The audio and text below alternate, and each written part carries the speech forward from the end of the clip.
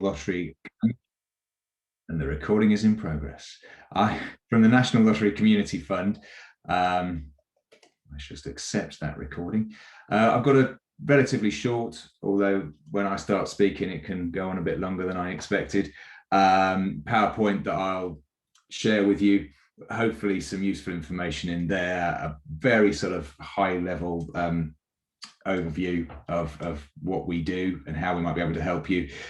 As Corella says, happy to take questions either through the chat or at the end. I think worth saying in advance that questions probably in a group of this size are more useful when they're slightly more general.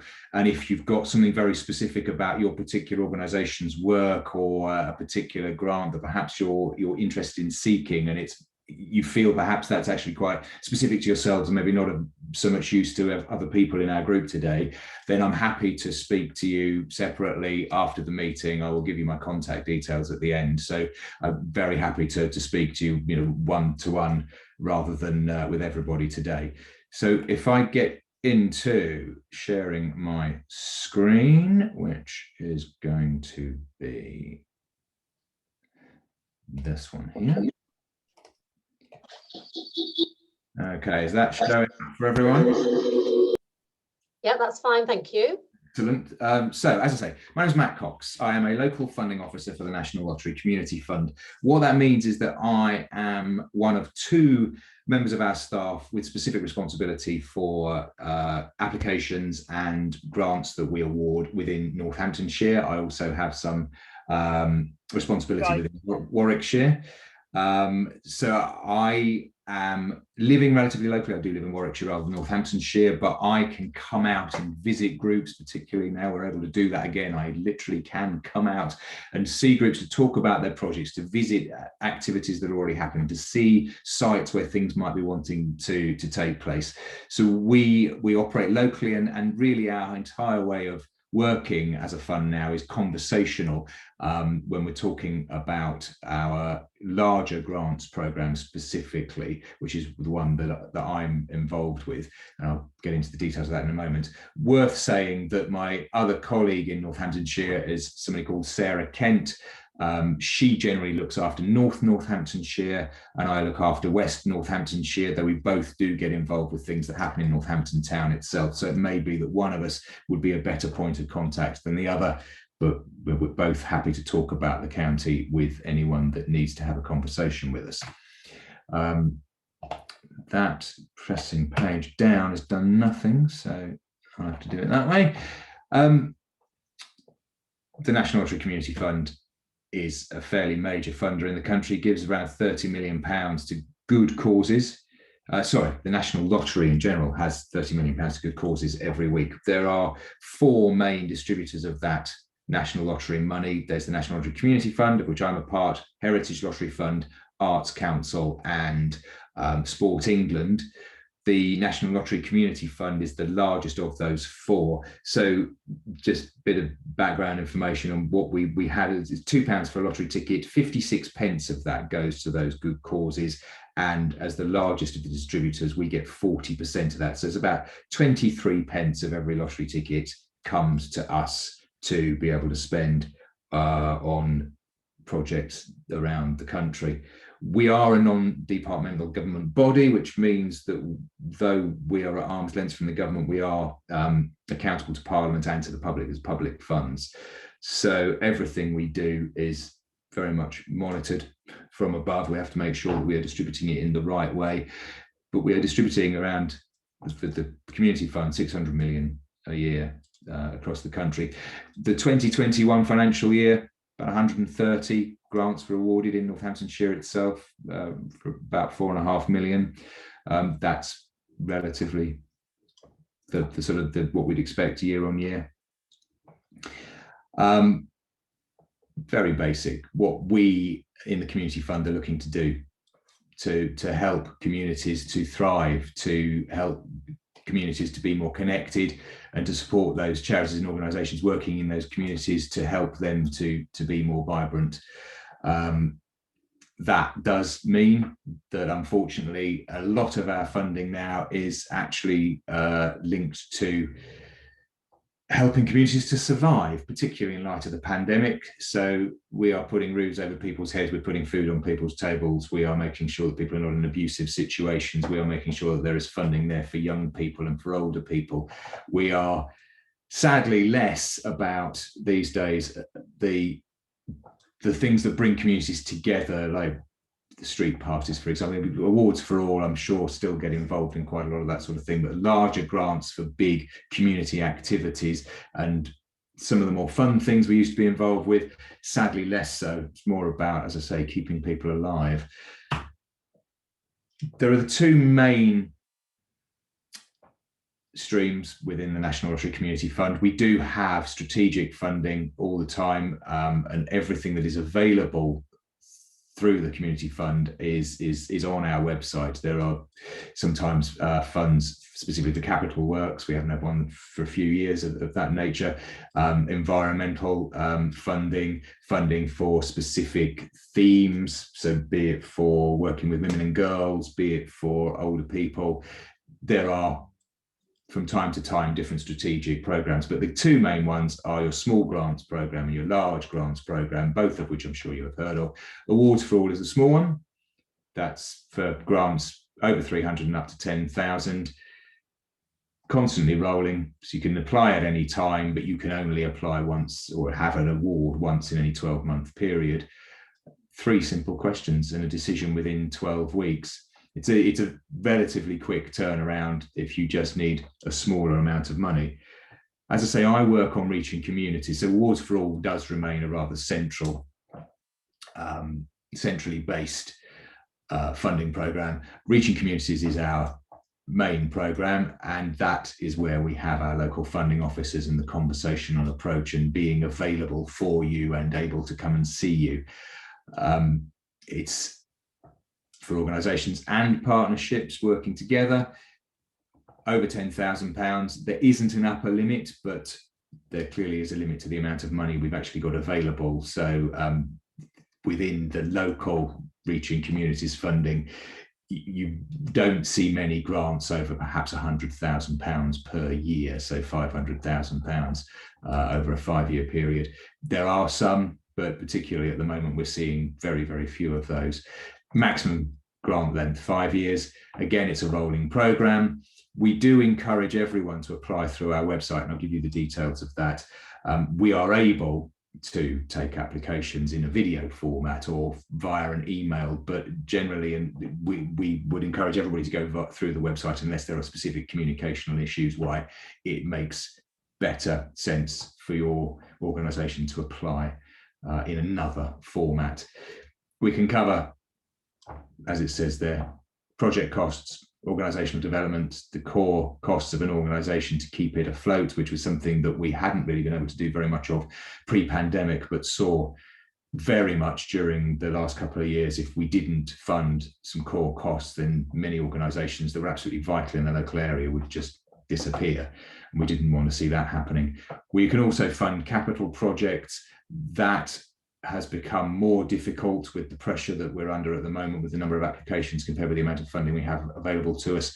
So generally, we will only be looking at funding capital projects if without that funding, the building cannot operate, and community activities that are already taking place there will have to come to an end, or if by putting that money in there, something dramatically different and with far greater impact will be able to happen that is currently unable to happen. So it has to be some real drastic change in order for capital things really to be funded at the moment.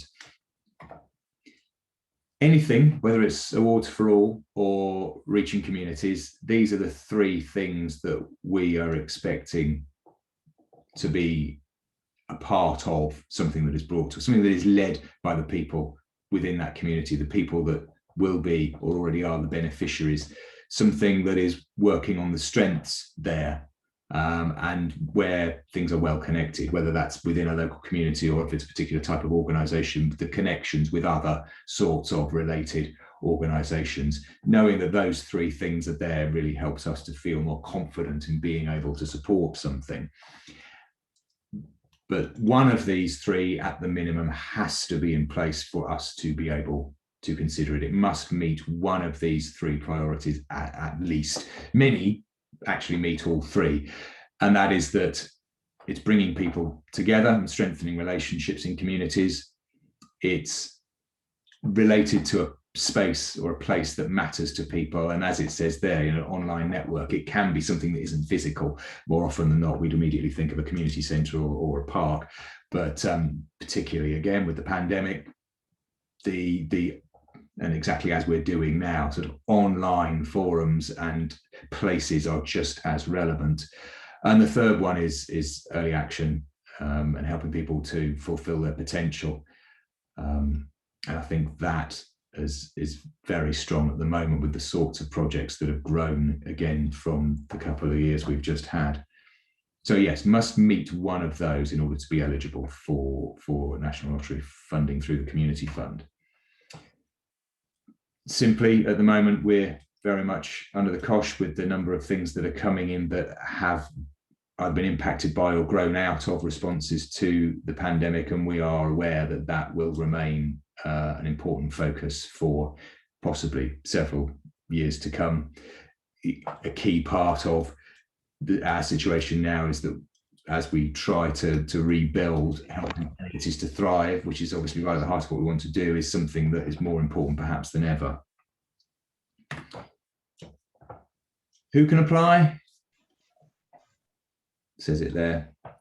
Registered charity, constituted groups, not-for-profit companies, and it can be a statutory body. Obviously, we can't take anything from individuals, can't anything that's there about making money, we can't be involved in if it's outside the UK.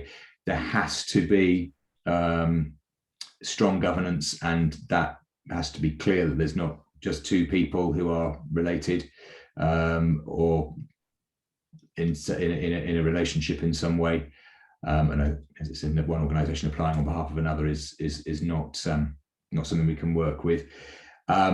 You don't have to be incorporated, but what we're finding is that there are lots of organisations now coming for Reaching Communities funding who are increasing their annual turnover, who are employing people, perhaps have responsibility for a building, and if you're not incorporated, then there is responsibility directly on your trustees. So becoming incorporated is probably very worthwhile for almost every group that applies for Reaching Communities funding, simply so that your governance is strong enough to be able to ensure that you as individuals are not going to be in any difficulty further down the line with your individual responsibility.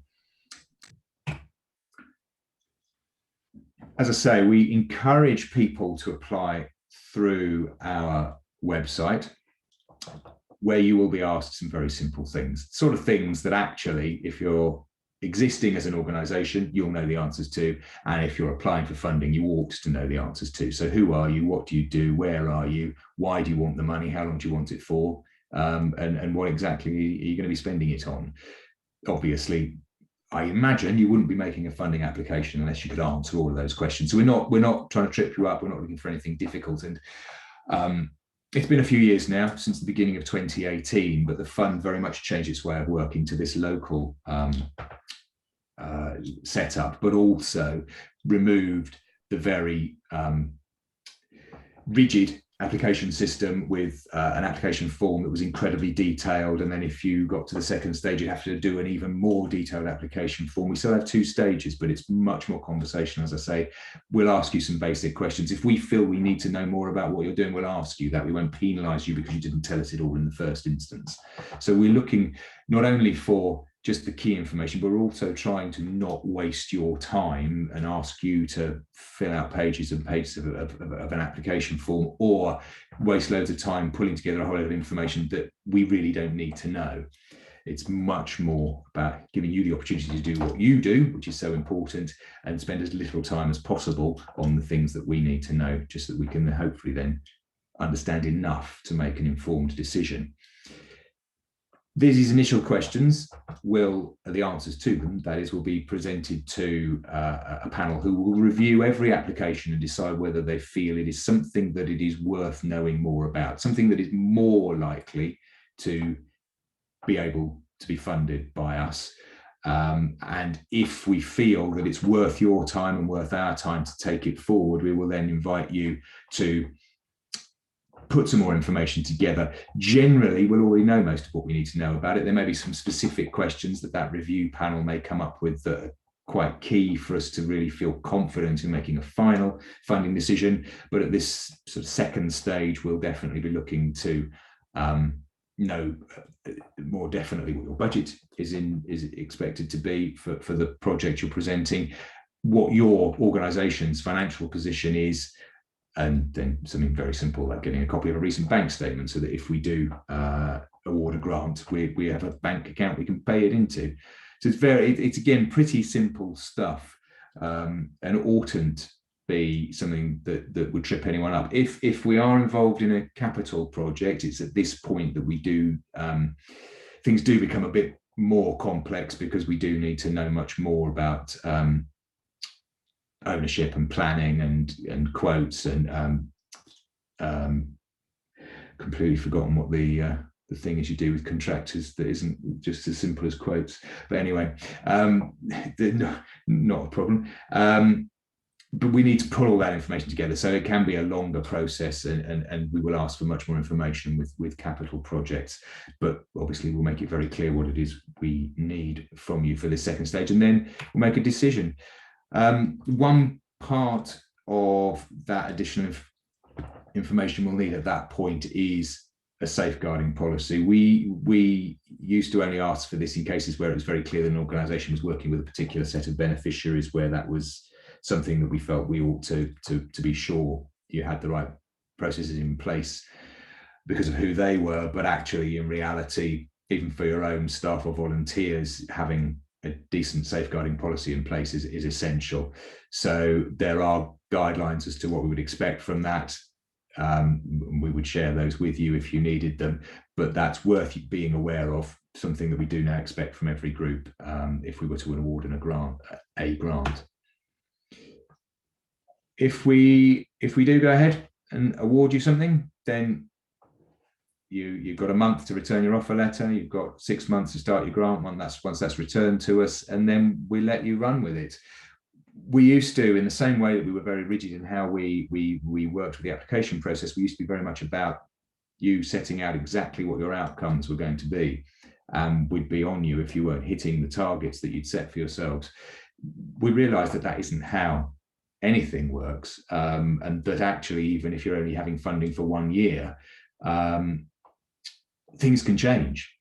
Once you're actually delivering something, it will develop and grow, and it ought to, in most cases, develop and grow. So particularly if you've got a 5-year project, what you're doing in year 5 is probably going to be a little different from what you were doing in year 1. So we're not looking at you telling us, I'm going to do this, and expecting you to do it, otherwise we've got big problems.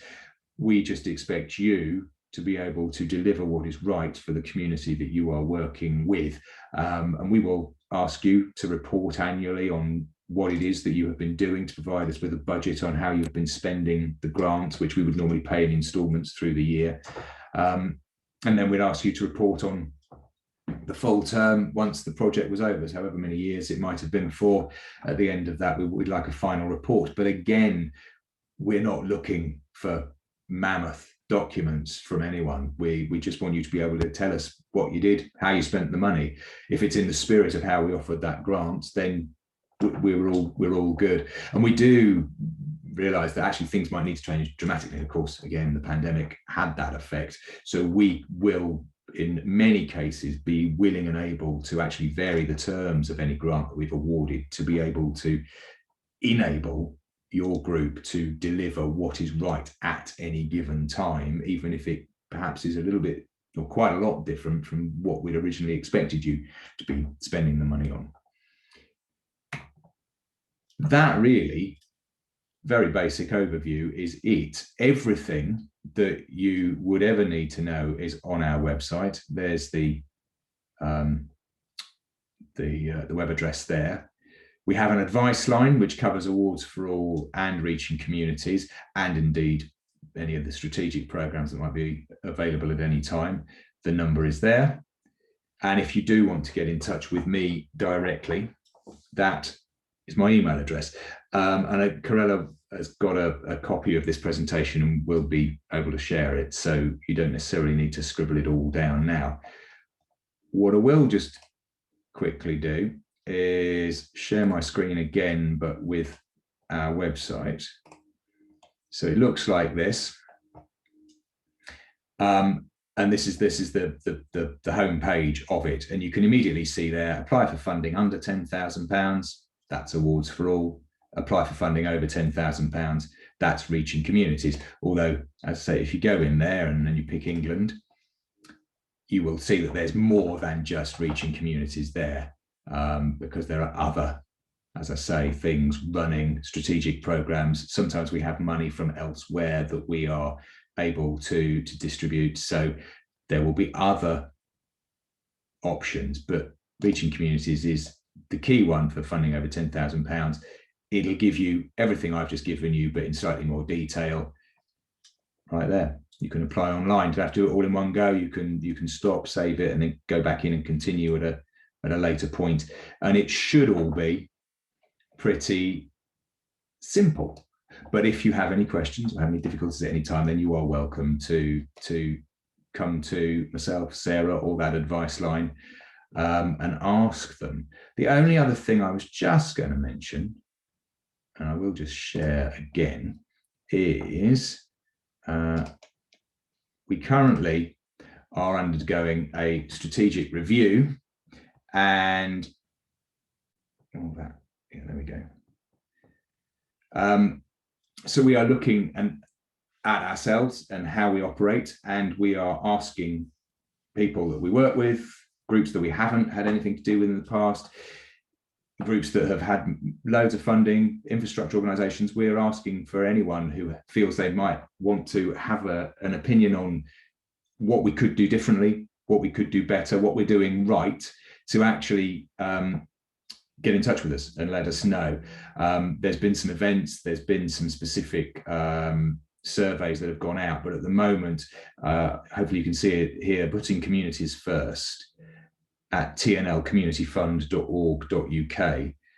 You are welcome, if you feel you'd like to just send an email to that email address. If you feel you have something that is worth saying about how we operate or how our funding should operate, as I say, what we're doing wrong, what we're doing well, what we could do differently, we're happy to hear from everyone. And I think that's the end of my whistle stop tour. Thank you very much indeed, Matt.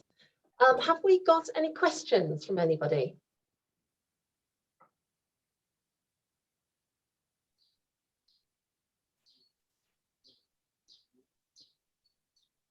I can hear birds.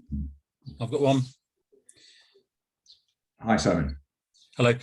Although it's perhaps as much a statement as a question. Reaching Communities has got a reputation for being a scary, difficult fund to apply for, although that might be in a pre-COVID world. I don't know. I've sort of not had the conversation recently, but I have to say your presentation has made it sound like a, if not necessarily a walk in the park, a far more encouraging fund than I say its reputation in the world I've been in has conveyed. I guess my question is around that ability to pick up the phone to you to have a natter about sort of an idea prior to starting the process of doing an application, and is that an option that is available? You shared your email address, but could that lead to a conversation which might be a richer way of talking things through rather than lengthy emails? I can do a lengthy email, but I think a conversation might be better. No, you're absolutely right on both counts. One, it is much more accessible than it used to be. It did change in 2018, but obviously the last couple of years haven't really helped to continue to spread that message. We tried to get it out there in the couple of years prior to the pandemic, but I think still there is a lingering sense that it's the big one and it's tough. But no, the process, it's difficult to get funding because we have so many applications and so little money by comparison, but it's not difficult to apply for it. And certainly, yes, always worth a conversation, because as I was saying with the sort of application process, the last thing we want anybody to do is waste time applying when there's literally no point them doing so, or applying but in a slightly skewed way that isn't going to be of use to them. So far better to have that conversation and hopefully clear things up, get it sort of right from both sides before you start. Yeah. Thank you for that, Simon. Yeah, obviously I've shared the email address as you point out rather than the phone number. I will do that in the first instance, simply because at the moment I'm not able to take many calls because of everything else that's going on. So if I gave my phone number to you all today, I mean, I doubt all of you would start phoning me this afternoon, but I simply am not in a position to sort of deal with any level of phone calls at the moment. Okay, thank you very much for that. Any other questions? No, well, thank you very much indeed, Matt. Obviously, that was a very good presentation because we haven't got loads of questions at the end. It will all be uploaded onto the North Northants Council's website. So you'll be able to see the presentation, and also the slides will be there as well for people that want them. I'm just going to turn the recording off. So